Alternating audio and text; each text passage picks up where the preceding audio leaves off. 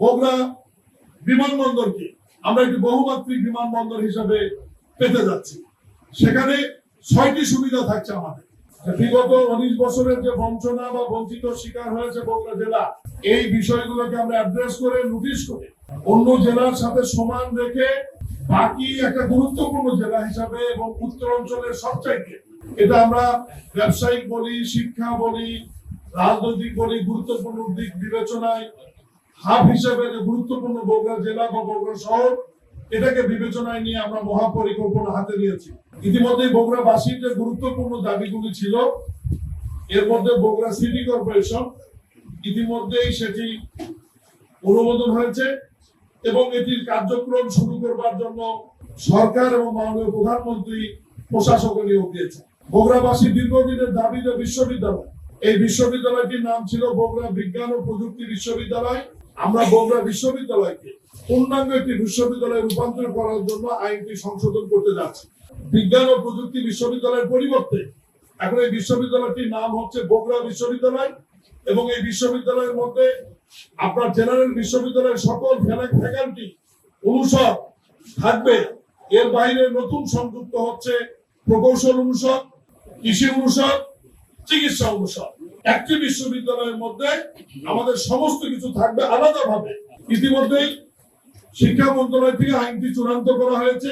আইনটি পার্লামেন্টে বগুড়া বিশ্ববিদ্যালয় সংশোধন আইন হিসাবে উঠবে এবং পাশ হওয়ার পরেও সীমিত আকারে যেহেতু কার্যক্রম চলছে, এটা তখন ওই আইনের আঙ্গিকে ওই পরিসরে নতুন করে আমরা শুরু করব।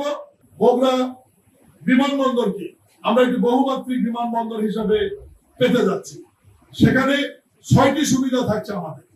এটা একটি আন্তর্জাতিক মানের বিমানবন্দর হচ্ছে এবং উত্তর অঞ্চলের প্রথম আন্তর্জাতিক এবং দেশের পঞ্চম আন্তর্জাতিক বিমানবন্দর হিসাবে বগুড়া বিমানবন্দরটি আলোর মুখ দেখতে যাচ্ছে।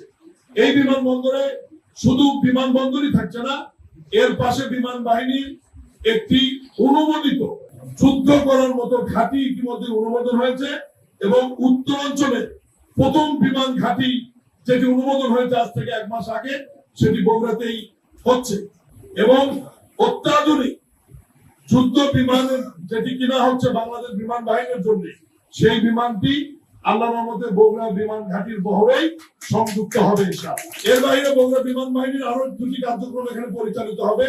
একটি হচ্ছে পাইলটদের ট্রেনিং সেন্টার। এখানে শুধু বিমান বাহিনীর সদস্যরা ট্রেনিং নেবে না, মাননীয় প্রধানমন্ত্রী আলাদা অনুশাসন জারি করেছেন যে এই ট্রেনিং সেন্টারে পাবলিকদের সন্তান বা বেসরকারি আমাদের আপনাদের সন্তানরাও যদি পাইলটের ট্রেনিং নিতে চায়, তারা এখানে পড়াশোনা এবং ট্রেনিং নিয়ে পৃথিবীর যে কোনো বিমানে তারা বহরে পাইলট হিসেবে দায়িত্ব পালন করতে পারবে। এখানে ডোমেস্টিক অভ্যন্তরীণ বিমান ওঠানামা করবে, আন্তর্জাতিক বিমান ওঠানামা করবে এবং কার্গো ফ্যাসিলিটি এখানে থাকবে, কার্গো বিমান ওঠানামা করবে। কার্গো ফ্যাসিলিটি রাখার উদ্দেশ্য হচ্ছে সীমিত আকারে আলু এবং অন্যান্য সবজি মালয়েশিয়া, দুবাই রপ্তানি হয়। এই রপ্তানির পরিসরটা যেন বাড়ানো যায়, এই কারণে সরাসরি কার্গো বিমান বগুড়া বিমানবন্দর থেকেই এই সমস্ত সবজি বা অন্যান্য পণ্য নিয়ে সরাসরি রপ্তানি হবে এবং এই রপ্তানি পণ্যগুলো পৃথিবীর বিভিন্ন দেশে গিয়ে আমাদের অর্থনীতিতে বড় ধরনের একটি গুরুত্বপূর্ণ ভূমিকা রাখবে।